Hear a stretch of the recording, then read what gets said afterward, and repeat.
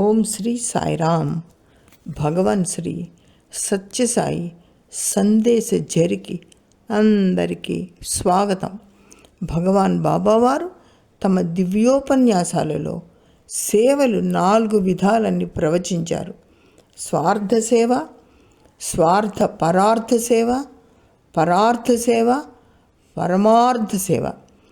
సేవ మొదటిది స్వార్థ సేవ, తన కోసమే చేసే సేవ. ఇతరులు తనను చూచి ప్రశంసించాలని చేసే పని. ఇతరుల మెప్పు కోసం, పేరు ప్రతిష్టల కోసం చేసే పనుల వలన సమాజానికి ఎటువంటి ప్రయోజనము ఉండదు అన్నారు స్వామివారు. రెండవది స్వార్థ పరార్థ సేవ. నేను బాగుండాలి, బాగుపడాలి, నా పక్కవారు కూడా బాగుపడాలి, అందరూ సంతోషంగా ఉండాలి అనే భావంతో చేసే ఈ సేవలో కొంత ఆనందం లభిస్తుంది, కొంత స్వార్థం ఉన్నా కూడా అది తక్కువగా ఉంటుంది. స్వార్థ రాహిత్యం ఎక్కువగా ఉంటుంది. మూడవది పరార్థ సేవ. ఈ సేవలో సేవకుడు తన కోసం దేనిని ఆశించడు.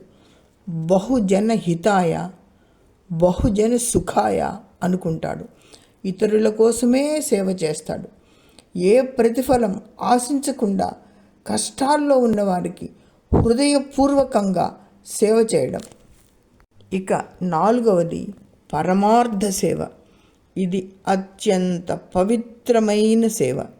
ఎవరికి సేవ చేస్తున్నా దైవానికి సేవ చేస్తున్న భావంతో చేసే సేవ. మానవ సేవే మాధవ సేవ, జనసేవే జనార్దన సేవ అనే సంపూర్ణ విశ్వాసంతో భక్తితో చేసేది.